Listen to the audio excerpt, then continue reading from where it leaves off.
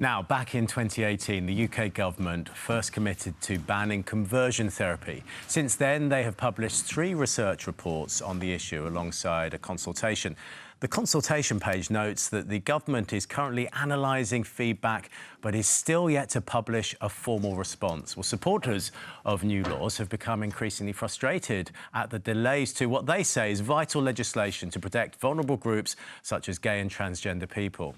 Now, a private member's bill aimed at making conversion therapy illegal has passed its second reading in the House of Lords. A public consultation on proposed laws around the issue is also underway in Scotland. Both plans have faced criticism, particularly from religious groups.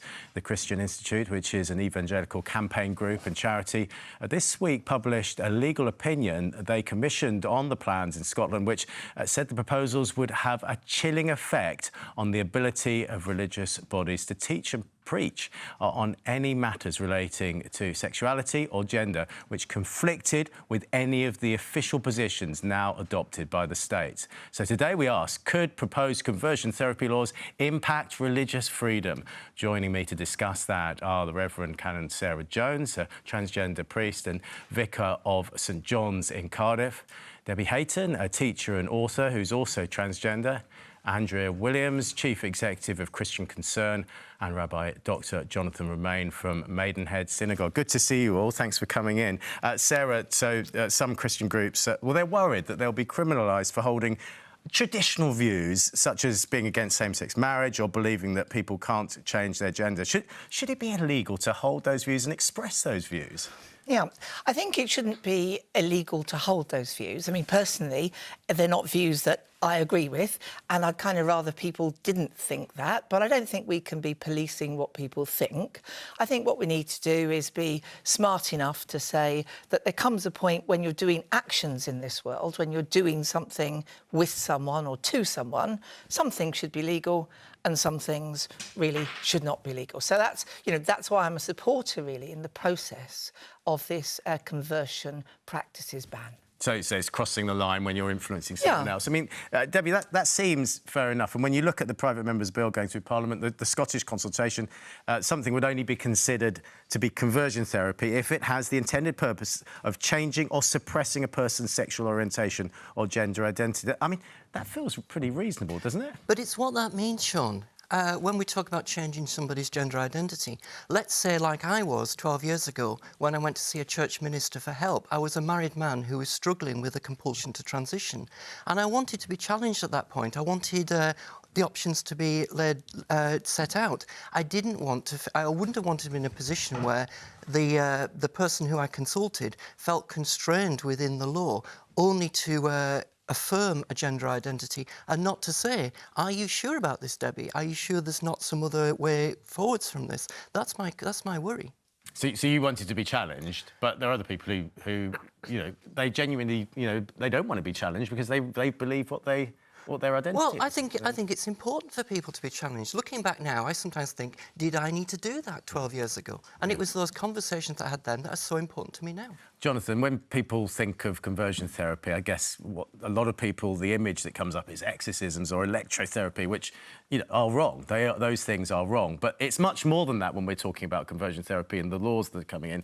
And this, what worries religious groups is that when they read that conversion therapy could be considered as any practice aimed at a person or group of people which demonstrates an assumption that any sexual orientation or gender identity is inherently preferable to another. So the traditional views, you hold a traditional view and suddenly you're criminalised.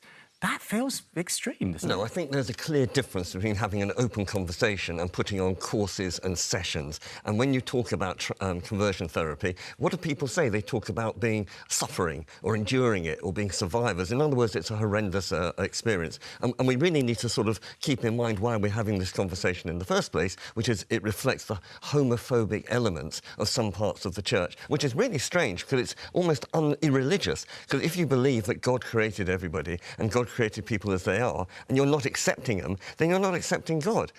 So it's not only theologically dodgy, but it's also harming people and harming individuals, and that can't be right. And frankly, it's also harming the church. I mean, my vicar friends are just tearing their hair out that they are seen as sort of being mired in sexual obsession rather than getting on with the good work the church should be doing. And Andrea, vicars are tearing their hairs out because they're focusing on the thing that you don't really even focusing on this. There's so much more to Christianity. Well, what we've seen, of course, is that where this actually leads is to the banning, the barring of conversations. So actually people feel in fear for actually speaking out a true Christian biblical sexual ethic.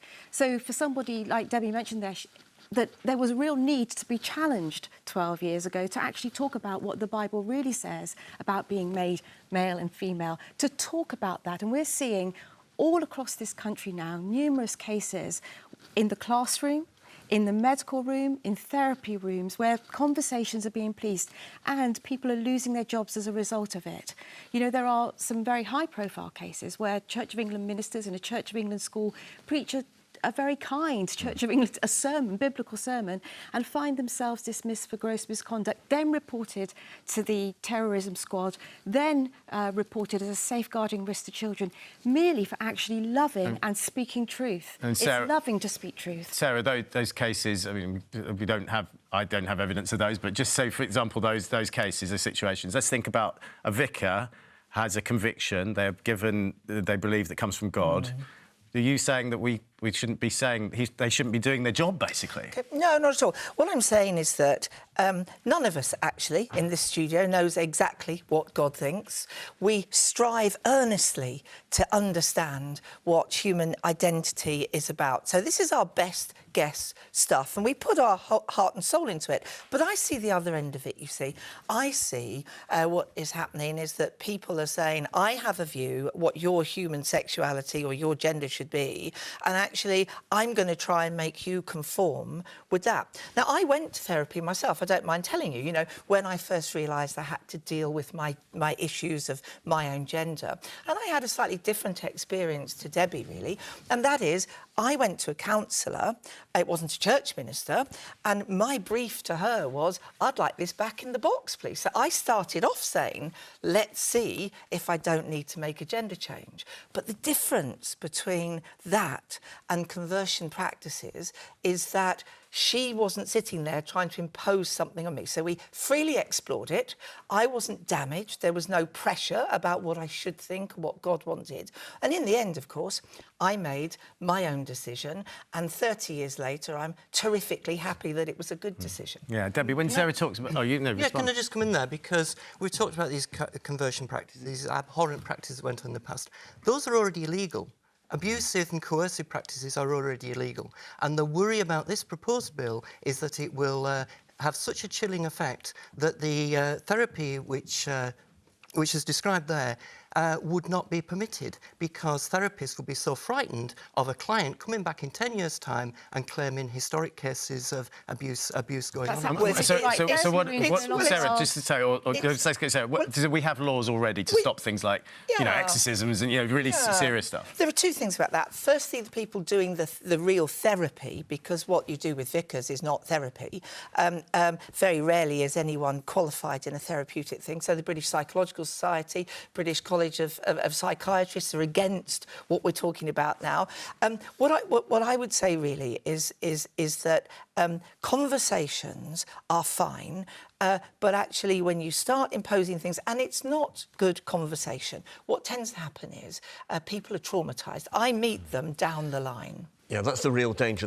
I've got no problem with rewording things or Parliament going back and trying to sort things out a little bit better. The real danger is that people are hiding behind changes to the wording to actually impose a very ancient sexual obsession. And really, the church, it should be love your neighbour as yourself, not try and change your neighbour to be a reflection of yourself. And on that point, it's just interesting because research suggests that people who have been subjected to conversion therapy are twice as likely to struggle with suicidal thoughts and are 75% more likely to plan to take their own lives. When you put like that, we need to do something about this, bad don't therapy we? is bad therapy is bad therapy. People should be free to access therapy for all kinds of things in their life if they so wish to. And bad therapy is already regulated.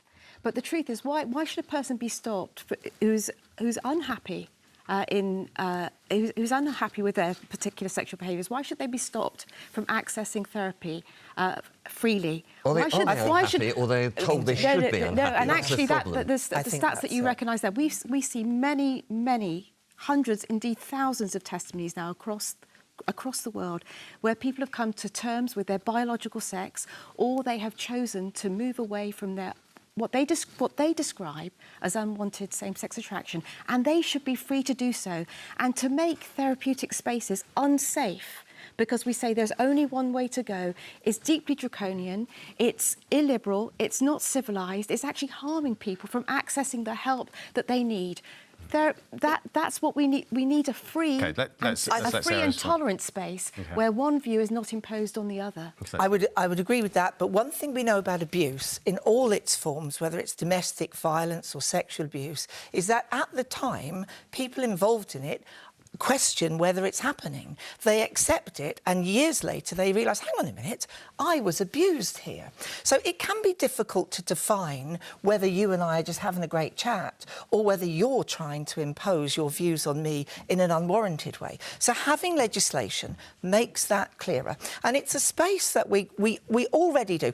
I can speak to my congregation about giving money, but if I start ringing people up and saying, I don't think you give enough, are you serious about your discipleship? That instantly turns into something wrong. We're used to dealing with this. We shouldn't. Nobody would say that's illegal, though, would we? I mean, no, but it could be. I mean, if I was pressurising you, and talking about, now, are you serious about this? It would actually start running into really difficult waters. We're used to dealing with a continuum of behaviour which is OK and isn't. If we then there becomes labels get put on people that actually question this ideology that we are told that we have to accept in schools, in medical rooms, in therapeutic rooms, even increasingly in churches. And actually to say that there may be a different opinion, that people want to really choose to change, to live out their biblical beliefs. But Andrea, isn't the point that you're allowed to have your beliefs, but it's when you start to impose it on other people and change their identity, that's the key, isn't it? This is about conversation. This is actually about conversations. Very often people are entering churches and therapy rooms, choosing to enter because they actually are having issues with the situation that they're in, as Debbie knows. I just think if you're in a situation, let's say a married man wants advice and help on how to avoid being the compulsion to transition to save his marriage. It's that sort of conversation which I worry about being made illegal and criminalised under these regulations. Jonathan, is there room for compromise here? Can we find a way where all four of you are satisfied? Well, common sense is a religious value as well, but I think the key thing is the difference between a religion and a cult is it helping people or harming people? And conversion therapy, there's no doubt, it has harmed an awful lot of people, and therefore it should be abolished as soon as possible. Well, I'm afraid that's where we'll have to leave it because we've run out of time. Thank you all very much indeed for talking to me.